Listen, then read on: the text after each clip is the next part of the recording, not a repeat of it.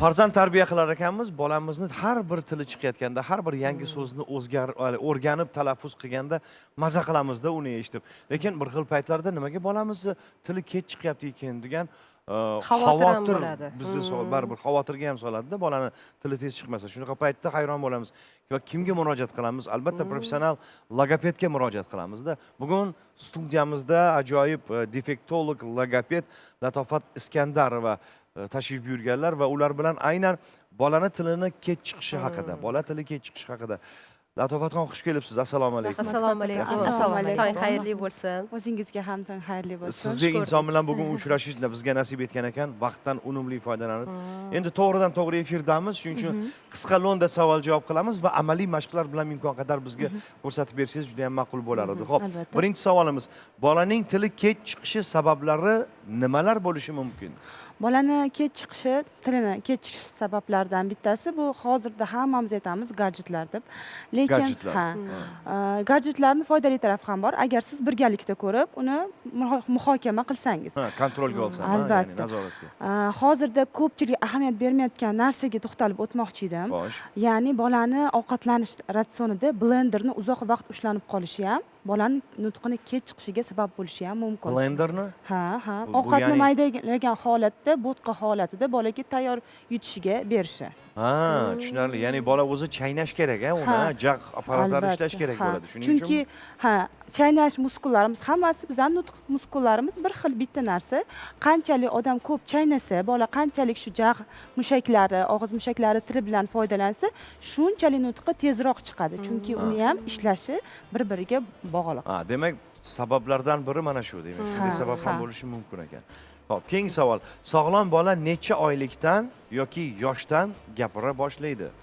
6 oylikdan biza gugulashni eshitishimiz mumkin. Bu bola og'ziga tanish bo'lgan bo'g'imlar, ko'proq lab bo'g'imlar baba, mama qilishni boshlaydi.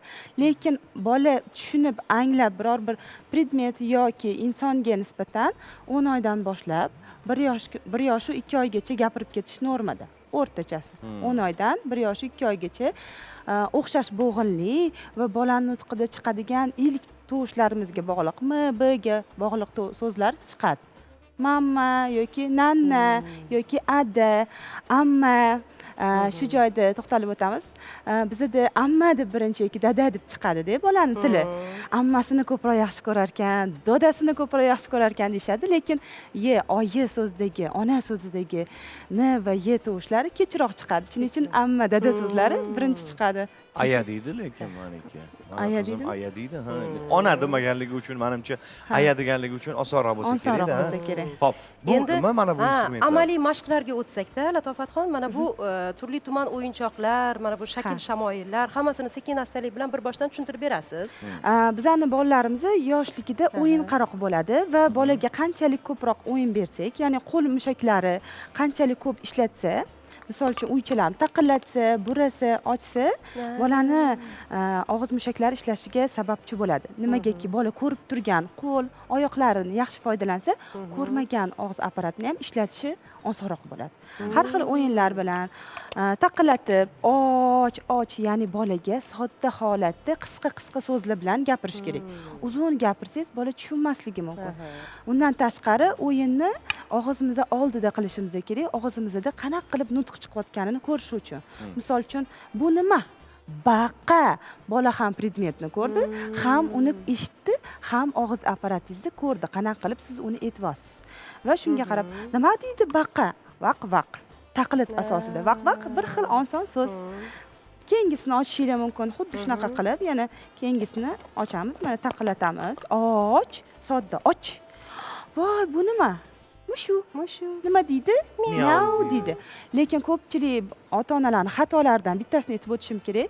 Ular mushuk deb o'rgatishmaydi, miyav deb o'rgatishadi. Ichki lug'at boyligida bolada miyav paydo bo'ladi, lekin mushuk so'zini keyin yana qayta o'rgatishga to'g'ri keladi. Shuning uchun bolaga miyav deyish to'g'ri, lekin biz mushuk deb to'liq aytishimiz kerak. Bo'ldi, tamom. Bugundan boshlab mushuk ekanligini aytaman. Yo'q, to'g'risi meniki ham miyav deydi-da. Miyav deydimi? Dada, ata, miyav, be, aka, be deydi. Siz aytishingiz mumkin, To'g'ri, mushuk deysiz, lekin mushuk nima deydi? Miyav deydi. U mushuk deyishi shart emas, lekin siz aytasiz. Bola tanishi uchun, ichki lug'at boyligi uchun. Yaxshi. Keyin hamma uyda bor sorterlar, Ha, bor, hammada albatta. bor, sizda ham bor. Hamma faqat solishni o'rgatadi. Sol, Xo'p, sol, yana sol nimani olishni o'rgatsak o'rgatadi. Ketma-ketlikni terish mumkin. Misol uchun, mana idishchada qo'yaylik. Dumaloqni qo'y, keyin to'rtburchakni qo'y. Keyin dumaloqni qo'y, keyin nimani qo'yasan? Bunda уже tafakkur, to'rtburchakni qo'y. Hammani uyda bor o'yinchoqlar. Buyurib turish kerak, Ha, a? bundan tashqari qo'y deb fe'l etishingiz mumkin. Ya'ni bu yerga qo'yishini so'rashingiz mumkin. Qani deb kichkina bolalarga qani. Keyingisini ko'rsatasiz. Bumi? Ha, yo'q, yo'q. Emotsiya qo'shganingiz sari bola qiziqadi. Qanchalik sol deb oson qilganingiz sari bola qiziqmaydi. Uni emotsional to'yintirmaysiz. Shu sababli bunga qiziq bo'lmay qolishi ham mumkin.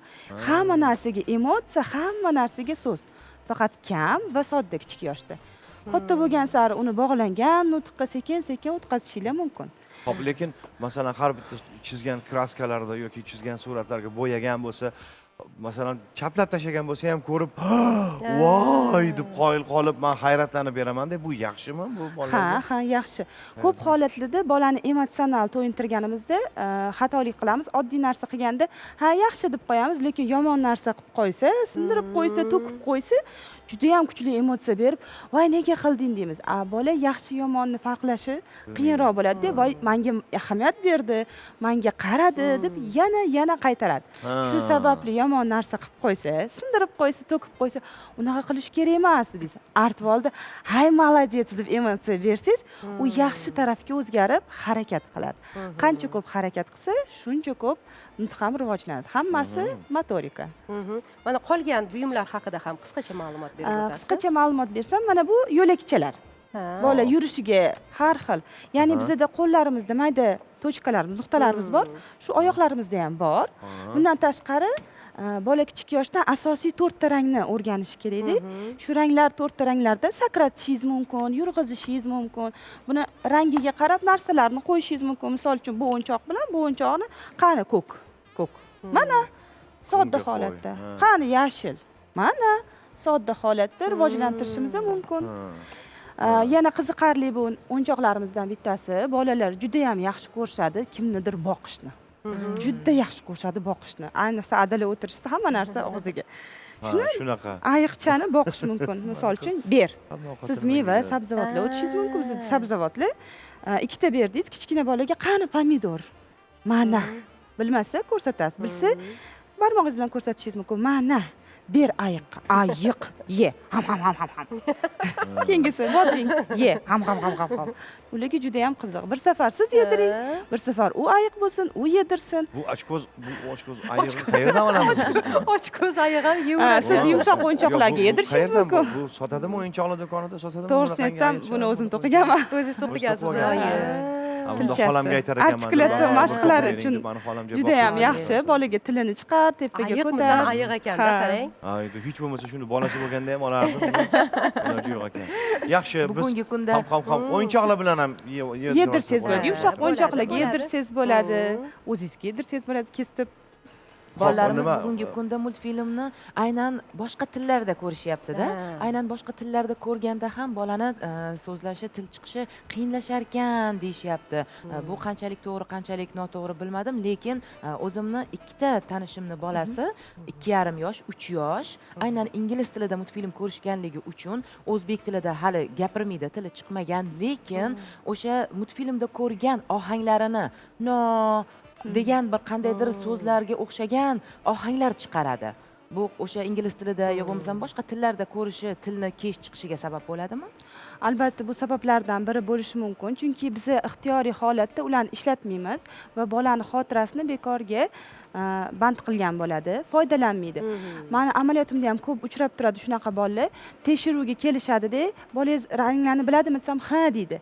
Yashilni ko'rsam yo'q, u yashilni ingliz tilida biladi deydi. Ha, green deydi. Keyin men aytaman, "Xo'p, hayvonlarni biladimi?" Biladi. Endi so'rayman, mushuk qansam, yo'q, biz rus tilida bilamiz. Ya'ni bola faqat yodlagan mexanik hayotda ishlatmaydi, chunki biz chiqib olib, "Men red mashinaga o'tirib ketaman" demaymiz. Va foydalanganda ishlatmaganligi sababli uni qayerda ishlatishni, qachon ishlatishni bilmaydi. Shu sababli ishlatmaydi. Nutq rivojlanmaydi. Latofatxon, qarang, misol uchun nutqida nuqsoni bor bola bo'lishi ham mumkin-ku. Albatta. Va uni nutqini to'g'rilash qancha vaqt oladi, qancha muddat oladi bolani, nuqsoni bor bolani tili? Bu nuqsondan kelib chiqib, qachon mutaxassisga murojaat qilishganiga kelib chiqib va eng asosiysi ota-ona qanchalik qaytarishganiga ham kelib chiqadi vaqti. Chunki biza 30% bolaga bersak bilimni, 70% vazifa ota-onaga yuklanadi. Uyda qaytarish, uyda u bilan shug'ullanish. Agar qaytarilmasa, shug'ullanmasa, keyingi mashg'ulotda yana shu narsa o'tishga to'g'ri kelib qoladi. Shu sababli aniq bir vaqt aytilolmaydi. Chunki nutq nuqsoni, nutq chiqmagan bo'lishi mumkin, tovushlari bo'lmasligi mumkin. Bor bolalarimiz nutqni tushunmaydi ham. Bo'layotganlarida ingliz tilida ko'rishadi, o'zbek tilini tushunishmaydi. To'g'risi, men o'zim ham ishim yuzasidan ko'p bo'ladi shunaqangi holatlar. Aynan nutqlik bo'yicha dars ham beraman-ku. Bir xillarida ozgina logopedni aynan ko'rigi kerak bo'ladi-da. Shunaqa paytda bir professional insonga yuborgin keladi. Benihoya xursandman, to'g'ridan to'g'ri efirimizda shunaqangi qimmatli vaqtingizni ayamasdan shunaqangi bir bebaho bo'lgan ma'lumotlarni berganingiz uchun. Sizlarga Nasib etsa ham siz bilan rahmat. hali yana bir hamkorlik qilamiz.